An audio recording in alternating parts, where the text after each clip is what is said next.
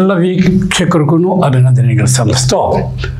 ಇವತ್ತಿನ ಹೊಸ ಬೆಳವಣಿಗೆ ಏನಿದೆ, ಸಾರಿಗೆ ಸಂಸ್ಥೆಯ ವ್ಯಾಪ್ತಿಯಲ್ಲಿ 8ನೇ ತಾರೀಕು 8ನೇ ತಿಂಗಳು 5ನೇ ತಾರೀಕಿನಿಂದ ಅನಿರ್ದಿಷ್ಟಾವಧಿಯ ಮುಷ್ಕರಕ್ಕೆ ಕರೆ ಕೊಟ್ಟಿದ್ದಾರೆ. ಅದನ್ನು ಮೊದಲನೇದಾಗಿ ನಾನು ಅಭಿನಂದಿಸ್ತೇನೆ. ಈಗ ಅಂತಹ ಒಂದು ಕರೆ ಅಗತ್ಯವಾಗಿತ್ತು. ಯಾಕೆಂದರೆ ಜುಲೈ 4ನೇ ತಾರೀಕು ವಿಧಾನಸೌಧದಲ್ಲಿ ಮುಖ್ಯಮಂತ್ರಿಗಳ ಜೊತೆ ನಡೆದ ಸಭೆ ಮುರಿದು ಬಿದ್ದ ನಂತರ ಈಗ ಆ ಒಂದು ಸಭೆಯ ರಿಪರ್ಕೇಷನ್ಸ್ ಎಲ್ಲ ಹೊರಗೆ ಬರ್ತಾ ಇವೆ. ಅದರ ಪರಿಣಾಮವಾಗಿ ಏನು ವೇತನ ಹೆಚ್ಚಳ ಅನ್ನೋ ಒಂದು ವಿಷಯ ಇತ್ತು, ಹಿಂಬಾಕಿ ಪಾವತಿ ಅನ್ನೋ ಒಂದು ಏನು ವಿಷಯ ಇತ್ತು, ಅವೆಲ್ಲ ಬಹುಶಃ ಇಲ್ಲವೇ ಇಲ್ಲ ಅನ್ನುವಂತಹದ್ದು ಅಂಶಗಳು ಹೊರಗೆ ಬಂದಿದೆ. ಒಂದು ವೇಳೆ ಆವತ್ತು 4 ಜುಲೈನಲ್ಲಿ ಮುಂದೂಡಲ್ಪಟ್ಟಿದೆ ಅಂತ ಅಷ್ಟೇ ಮಾತ್ರ ಹೇಳಿದ್ದಿದ್ದರೆ, ಅಥವಾ ಆ ಸಭೆ ಅಪೂರ್ಣ ಆಗಿದೆ ಮತ್ತೆ ಒಂದು ವಾರದಲ್ಲಿ ಕರಿತೇವೆ ಅನ್ನೋದು ನಿಜ ಆಗಿದ್ದಿದ್ದರೆ ನಾವು ಭಾಳ ಆತಂಕಕ್ಕೆ ಒಳಗಾಗಬೇಕಾಗಿರಲಿಲ್ಲ. ಅದು ಮುಂದೂಡಲ್ಪಡಲಿಲ್ಲ, ಬದಲಾಗಿ ಮುರಿದು ಹೋಯಿತು. ಆನಂತರ ನಾವು ಸಾಕಷ್ಟು ಒಂದು ವಾರ 10 ದಿವಸ ಕಾಯ್ದು ನಾವು ಇದರಲ್ಲಿ ಏನು ಸಂಘಟನೆಗಳು ಮತ್ತು ಸರ್ಕಾರ ಮುಚ್ಚಿಡ್ತಾ ಇದೆ ಅನ್ನೋ ಒಂದು ಅಂಶವನ್ನು ಹೇಳಿದ ಮೇಲೆ ಆ ಒಂದು 6 ಪುಟಗಳ ಪತ್ರ ಬರೆದಿದ್ದು, ಆಮೇಲೆ ಇದೇ ನಿಗಮ ಟಿ ವಿನಲ್ಲಿ ಒಂದು 4-6 ಎಪಿಸೋಡ್ಗಳಲ್ಲಿ ಎಲ್ಲ ವಾಸ್ತವಾಂಶ ಹೊರಗೆ ಬಂದು ಇದು ಗಾಬರಿ ಆಗುವಂತಹ ಬೆಳವಣಿಗೆ ನಡೆದಿದೆ ಅನ್ನೋದು ಗೊತ್ತಾದ ಮೇಲೆ ಒಟ್ಟಾರೆ 4 ಸಾರಿಗೆ ನಿಗಮಗಳ ನೌಕರರು ಬಹಳ ದೊಡ್ಡ ಉದ್ವಿಗ್ನ ಪರಿಸ್ಥಿತಿಯಲ್ಲಿ ಇದ್ದಾರೆ. ಆ ಪರಿಸ್ಥಿತಿಯನ್ನು ಬಳಸ್ಕೊಂಡು ನಿನ್ನೆ ಏನು 6 ಸಂಘಟನೆಗಳು ಸೇರಿ ಒಂದು ಜಂಟಿ ಕ್ರಿಯಾ ಸಮಿತಿ ಅಂತ ಮಾಡಿಕೊಂಡು ಆ ಮೂಲಕ ಆಗಸ್ಟ್ 5ನೇ ತಾರೀಕಿನಿಂದ ಅನಿರ್ದಿಷ್ಟ ಮುಷ್ಕರದ ಕರೆ ಕೊಟ್ಟಿದ್ದಾರೆ. ಇದು ಅತ್ಯಂತ ಸ್ವಾಗತಾರ್ಹವಾದ ಬೆಳವಣಿಗೆ. ನಾನು ಯಾಕೆ ಹೇಳ್ತೇನೆ ಅಂತಂತಂದರೆ, 4ನೇ ತಾರೀಕು ಒಂದು ವಾರದ ಮಟ್ಟಿಗೆ ಮುಂದೂಡಲ್ಪಟ್ಟಿದೆ ಅಂತ ಅದು ನಿಜ ಆಗಿದ್ದರೆ, ಒಂದು ವೇಳೆ ಅದಕ್ಕೆ ಸರಿಯಾಗಿ ಸಾರಿಗೆ ಮಂತ್ರಿಗಳು ಒಂದು ವಾರದ ಒಳಗಾಗಿ ಸಭೆ ಸೇರಿಸಿದ್ದಾರೆ,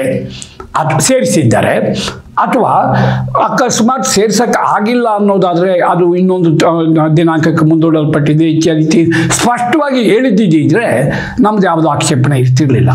ಆದರೆ ಅವರು 15ನೇ ತಾರೀಕು ದೇವನಹಳ್ಳಿ ರೈತರ ಸಮಸ್ಯೆಯ ಬಗ್ಗೆ ಒಂದು ಮಾತುಕತೆ ನಡೆಸಿ ಅದನ್ನು ಸುಖಾಂತ್ಯಗೊಳಿಸಿದ್ದ ಒಂದು ಹಿನ್ನೆಲೆಯಲ್ಲಿ ಸಾರಿಗೆ ನೌಕರರು ಇಷ್ಟು ಮಟ್ಟಿಗೆ ನಿಕೃಷ್ಟ ಮಾಡಿ ಮತ್ತೆ ಮುಂದೆ ಒಂದು ಡೇಟ್ ಸಹ ಕೊಡದೆ ಹೀಗೆ ಅತ್ಯಂತ ಬೇಜವಾಬ್ದಾರಿಯಿಂದ ವರ್ತಿಸಿದರೆ ಅದಕ್ಕೆ ಇಂತಹ ಒಂದು ಇಂಜೆಕ್ಷನ್ ಬೇಕಾಗಿತ್ತು. ಆದರೂ ನಾನು ಈಗ ಹೇಳೋದೇನು ಅಂತಂತಂದರೆ, ಸಾರಿಗೆ ಮಂತ್ರಿಗಳು ಮತ್ತು ಮುಖ್ಯಮಂತ್ರಿಗಳು ತಮ್ಮ ಒಂದು ಘನತೆಗೆ ತಕ್ಕ ಹಾಗೆ ತಮ್ಮ ಜವಾಬ್ದಾರಿಯನ್ನು ಅರಿತು ಮತ್ಸುದ್ದಿತನದಿಂದ ಆವತ್ತು ವರ್ತಿಸಬೇಕಾಗಿತ್ತು.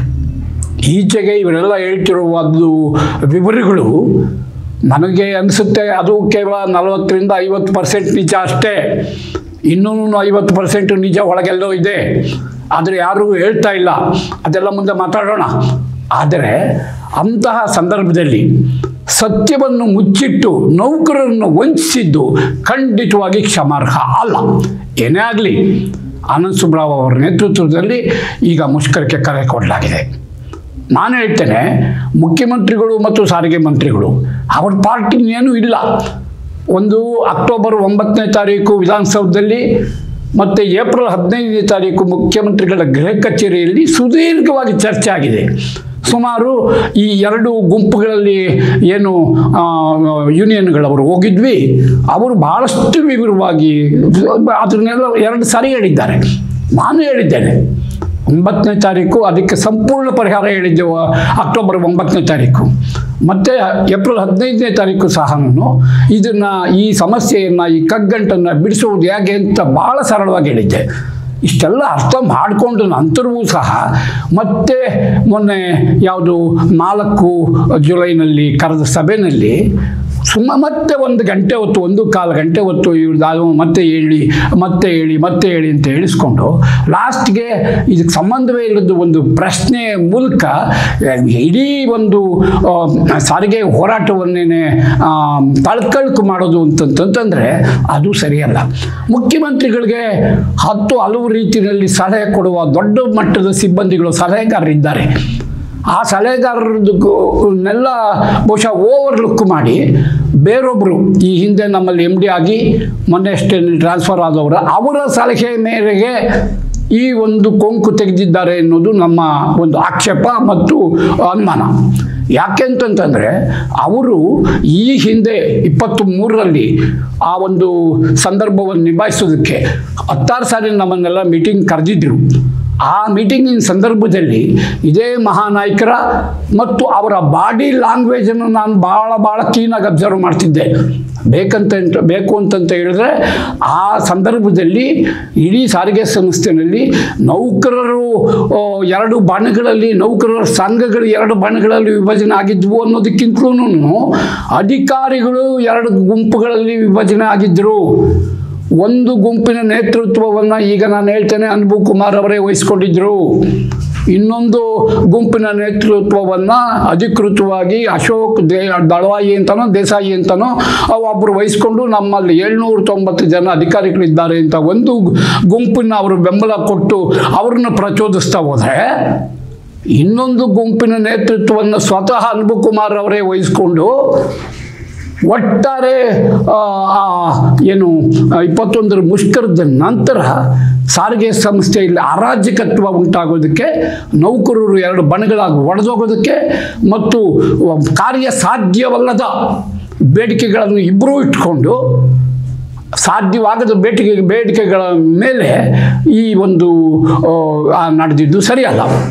ಏನೇ ಆಗಲಿ, ನಾನು ಹೇಳ್ತೇನೆ, ಆವತ್ತು 4ನೇ ತಾರೀಕು ಜುಲೈ ನಡೆದ ಮೀಟಿಂಗಿಗೆ ಮುನ್ನ ದಿನ ನಾನು ಸ್ಪಷ್ಟವಾಗಿ ಹೇಳಿದ್ದೆ, ಇನ್ನು ನಾವು ನಮ್ಮ ಕಡೆಯಿಂದ ಸಂಘಗಳ ಕಡೆಯಿಂದ ಹೇಳಬೇಕಾದ್ದೇನೂ ಇಲ್ಲ, ಬದಲಾಗಿ ಅವರ ತೀರ್ಮಾನ ಏನು ಅನ್ನೋದು ಕೇಳಿಕೊಂಡು ತೀರ್ಮಾನ ಸರಿಯಾಗಿದ್ದರೆ ಒಪ್ಕೊಳ್ಳೋಣ, ಇಲ್ಲದೇವರೆಲ್ಲ ಸ್ವಲ್ಪ ಕಸರಾಟ ಮಾಡಿಕೊಂಡು ಮುಂದಿನ ಇದು ಮಾಡೋಣ ಅಂತ ನಾವು ಭಾಳ ಸ್ಪಷ್ಟವಾಗಿ ಹೇಳಿದ್ವಿ.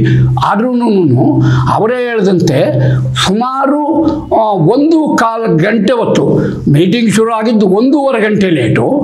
ಆಮೇಲೆ 1.25 ಗಂಟೆವರೆಗೂ ಇವರ ಸಬ್ಮಿಷನ್ನೇ ಮತ್ತೆ ಅದನ್ನೇ ಸಬ್ಮಿಷನ್ ಮಾಡಿದ ಹಿನ್ನೆಲೆಯಲ್ಲಿ ಬಹುಶಃ ಮೊದಲನೇ ತಯಾರಾಗಿದ್ದಂತೆ ಒಂದು ಅವಧಿ, ಅದು 4 ವರ್ಷ ಅನ್ನೋ ಒಂದು ಅವಧಿಯನ್ನು ಮತ್ತು ಇಡೀ ಒಂದು ಇದುವರೆಗೂ ನಡೆದ ಹೋರಾಟವನ್ನು ಕೆಳಕು ಮಾಡೋ ರೀತಿಯಲ್ಲಿ 4-6 ಅಂಶಗಳನ್ನ ನಾವು ಎತ್ತಿಬಿಟ್ಟಿದ್ದಾರೆ.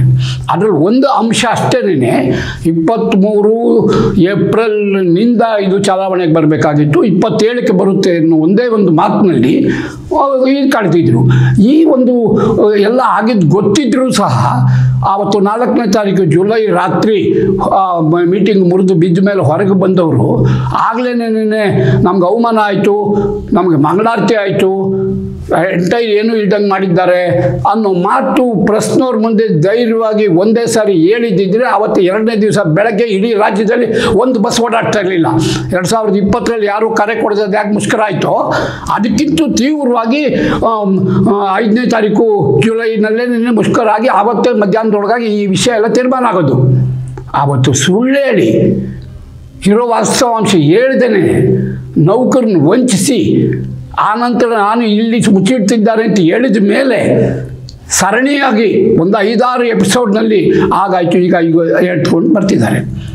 ಆ ಎಪಿಸೋಡ್ನಿಂದ ನನಗೆ ಗೊತ್ತಾಗಿದ್ದು ಒಂದು ಅಂಶ ಹೇಳ್ತೇನೆ, ಇವರು ಇಷ್ಟರವರೆಗೂ 300ರಷ್ಟು ಮುಷ್ಕರಗಳನ್ನು ರಾಜ್ಯಾದ್ಯಂತ ಮಾಡಿದ್ದಾರೆ ಅಂತ ಹೇಳಿ ಮ್ಯಾನೇಜ್ಮೆಂಟ್ನವರು ಸುಪ್ರೀಂ ಕೋರ್ಟ್ಗೆ ಅಫಿಡವಿಟ್ ಹಾಕಿದ್ದಾರೆ ಅನ್ನೋದು ಗೊತ್ತಾಯಿತು.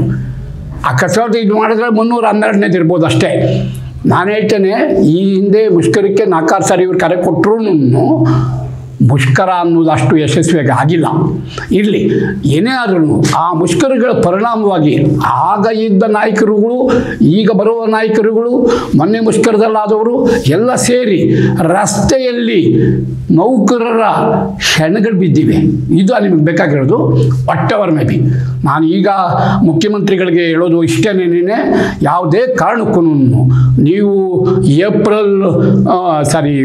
ಆಗಸ್ಟ್ 5ರವರೆಗೂ ಕಾಯ್ತೋ ನಿಮ್ಮ ಹಠ ಸಾಧಿಸುವ ಒಂದು ವ್ಯರ್ಥ ಸಾಹಸ ಬಿಟ್ಟುಬಿಡಿ. ನಾವು ಬಹಳ ಹೆಚ್ಚಿಗೆ ಆರಾಧಿಸುವಂತಹ ರಾಜಕೀಯ ನಾಯಕರಾಗಿದ್ದೀರಿ. ನಾವು ಭಾಳ ಗೌರವಿಸುವಂತಹ ಏನು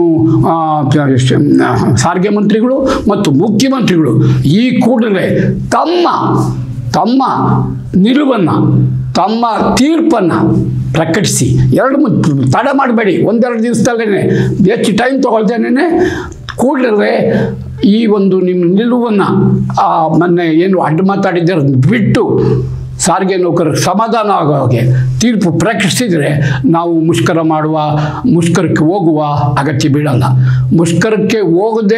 ಮುಷ್ಕರ ಆಗದೆ ನಿಭಾಯಿಸುವುದು ಒಂದು ಮತ್ಸುದಿತನ ಆಗ್ತದೆ. ನಿಮ್ಮ ಒಂದು ಘನತೆ ಹೆಚ್ಚುತ್ತೆ.